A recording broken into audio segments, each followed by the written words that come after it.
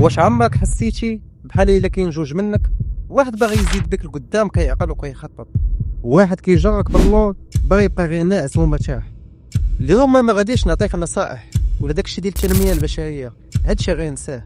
اليوم غادي نفكوا هاد اللغز، وكنواعدك في الاخر ديال الفيديو غتخرج فاهم اشنو طاري ليك وعلاش كتحارب مع راسك اصلا. وركز معايا مزيان. كاينه واحد الحاجه غتصدمك، هادشي اللي كتعيشو كل نهار القرآن سماه التسمية ديالو قبل 1400 عام، وإلا فهمتيها غادي تبدل الطريقة اللي كتقاتل بها مع نفسك. حتى أنا بحالك كنقول غنفيق مع 6 الصباح، نقرا، ندير رياضة، نصلي، كندير الغيفاي، كضرب شي شوية كيطلع صوت لداخل ديالي كيبدا يقول انت مالك مصدع نفيق بكري، ناس غير اليوم، غدا غادي تكون حسن. كنطيح في الفخ، كنرجع نعس، ومن بعد كنفيق كنلقى ضغط، ذنب، نفس الغلط كيتعاود. واش ماشي حتى انت كتعيش نفس الفيلم؟ ما تخلع ما والو، هادشي عادي اللي كيطرى ليك، ولكن خاصك تفهمو مزيان باش تعرف تحاربو. اجي نشرح ليك بالدارجه والعلم اشنو واقع ليك. اعطيني ودنك وركز معايا مزيان. اجي دابا نبسط ليك هاد جوج انظمه كيفاش كيخدموا ويقدروا يتحكموا فيك بلا ما تحس. النظام الاول اللي هو اللايمبك سيستم، غنشبهوه بالطفل المدلل. هذا النظام داير بحال شي دري صغير كيبغي غير راحه والمتعه السريعه.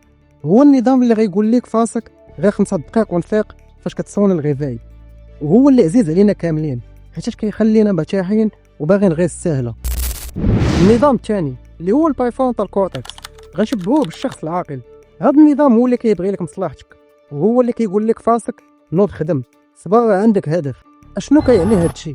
هذا انت ولا انت دق عليك المنبه ديال الصباح، كينوض النظام الاول اللي هو عزيز عليك، اللايمبك سيستم، اللي شبهناه بالطفل المدلل. كيسبق النظام الثاني اللي باغي لينا المصلحه ديالنا وكيقول لك غير 5 دقائق ونوض، انا عيال اليوم. اما النظام الثاني اللي هو البريفرونتال كورتكس، هو داك الصوت اللي كيقول لك نوض دابا، راه عندك هدف في حياتك خاصك تخدم عليه. المشكله دابا فين عندك؟ هو الا دخلتي في التفاوض غالبا كترجع تنعس، لان هذه هي الميزه ديال النظام الاول، ديما هو اللي كيسبق في التفاوض وكيربحك. اجي نشوفوا دابا الدين ديالنا اش كيقول في هذا الشيء. ان النفس لاماره بالسوء، يعني النفس كتجرك للاسهل، بحال النظام الاول اللي عزيزه عليه الراحه. فاش كتبغي دير شي حاجه كتقول لك غير خليها ماشي دابا، ولكن هادشي ماشي باش تحبط، هادشي باش تفهم باللي راه هاد الصراع طبيعي وكتحتاج تدريب. اجي دابا نعطيك حلول عمليه غتطبقهم. اول حاجه، اقوى حاجه غديرها ملي تبغي تفيق الصباح بكري وتسمع داك الصوت اللي كيقول لك رجع نعس، وقف 2 ثواني وقول عرفتك، انت اللي دويتي.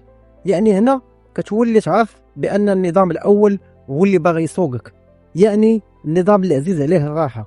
هاد الحركه كتضاعف من القوه ديالو، حيتاش هنا بديتي كتعيق. مبروك عليك. تحكم في المحيط ديالك. اش كيعني هاد الشيء؟ مثلا انت ولا انت عندك عاده خايبه ما بقيتيش باغي ديرهم.